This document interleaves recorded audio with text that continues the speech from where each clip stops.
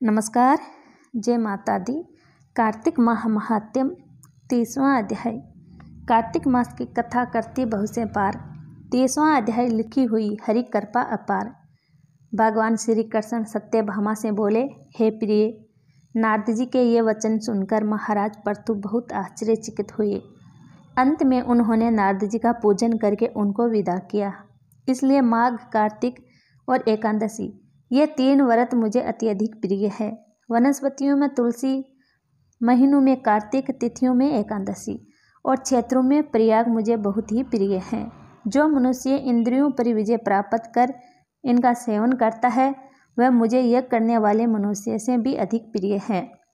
जो मनुष्य विधिपूर्वक इनकी सेवा करते हैं, मेरी कृपा से उन्हें समस्त पापों से छुटकारा मिल जाता है। भगवान श्री कृष्ण के वचन सुनकर सत्यभामा ने कहा, हे प्रभु, आपने बहुत ही अद्भुत बात कही है कि दूसरे के लिए पुण्य के फल से कला की मुक्ति हो गई। यह प्रभावशाली कार्तिक मास आपको अधिक प्रिय है, जिसे पतिद्रोह का पाप केवल स्नान के पुण्य से ही नष्ट हो गया। दूसरे मनुष्य द्वारा किया हुआ पुण्य उसके देने से किस प्रकार मिल जाता है, यह आप मुझे बताने की कृपा करें। श्री कृष्ण भगवान बोले, प्रिय, जिस कर्म द्वारा बिना दिए हुआ पुण्य और पाप मिलता है उसे ध्यानपूर्वक सुनो। सतयुग में देश, ग्राम तथा कुल को दिए पुण्य या पाप मिलता था, किंतु कलयुग में केवल कर्ता को ही पाप तथा पुण्य का फल भोगना पड़ता है। संसर्ग न करने पर भी वह व्यवस्था की गई है और संसर्ग से पाप व पुण्य दूसरे को मिलते हैं। उसकी व्यवस्था भी सुनो। पढ़ना, यज्ञ कराना, एक साथ भोजन करने से पाप पुण्य का आधा भाग मिलता है। एक आसन पर बैठना तथा सवारी पर चढ़ने से, सांस के आने जाने से पुण्य व पाप का चौथा भाग जीवन मात्र को मिलता है।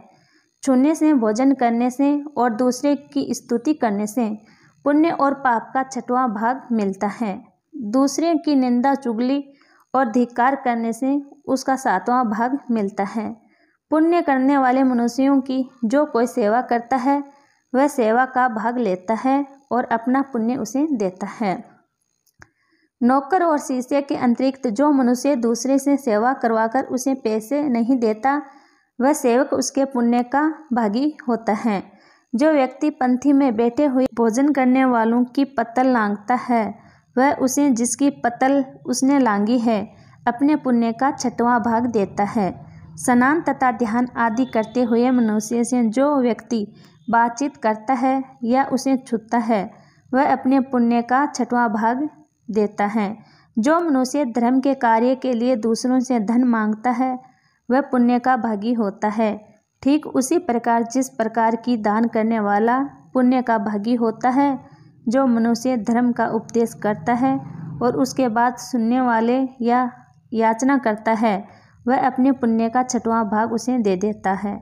जो मनुष्य दूसरों का धन चुराकर उसे धर्म करता है वह चोरी का फल भोगता है और शीघ्र ही निर्धन हो जाता है, और जिसका धन चुराता है वह पुण्य का भागी होता है। बिना तरण उतारे जो मनुष्य मृत्यु को प्राप्त होता है उनका तरण देने वाले सज्जन पुरुष पुण्य के भागी होते हैं। शिक्षा देने वाला, सलाह देने वाला, सामग्री को जुटाने वाला तथा प्रेरणा देने वाला ये पाप और पुण्य के 6ठे भाग को प्राप्त करते हैं। राजा प्रजा के पाप पुण्य का संष्टांश का भोगी होता है। गुरु शिष्य का, पति पत्नी का, पिता पुत्र का, स्त्री पति के लिए पुण्य का 6ठा भाग पाती हैं। पति को प्रसन्न करने वाली आज्ञाकारी स्त्री पति के लिए पुण्य का आधा भाग ले लेती हैं। जो पुण्य आत्मा प्राय लोगों को दान करते हैं वह उनके पुण्य का 6ठा भाग प्राप्त करते हैं। जीविका देने वाला मनुष्य जीविका ग्रहण करने वाले मनुष्य के पुण्य के 6ठे भाग को प्राप्त करता है। इस प्रकार दूसरों के लिए पुण्य अथवा पाप बिना दिए भी दूसरों को मिल सकते हैं, किंतु ये नियम जो कि मैंने बताए हैं यह कलयुग में लागू नहीं होते। कलयुग में तो एकमात्र कर्ता को ही अपने पाप व पुण्य भोगने पड़ते हैं। इस संबंध में एक बड़ा पुराण इतिहास है जो कि पवित्र भी है और बुद्धि प्रदान करने वाला कहा जाता है। उसे ध्यानपूर्वक सुनो। 30वां अध्याय समाप्त। 31वां अध्याय अगले वीडियो में। अगर मेरी कहानी ये अच्छी लगी है तो मेरे चैनल को सब्सक्राइब, वीडियो को लाइक और शेयर कीजिए। जय श्री हरि विष्णु।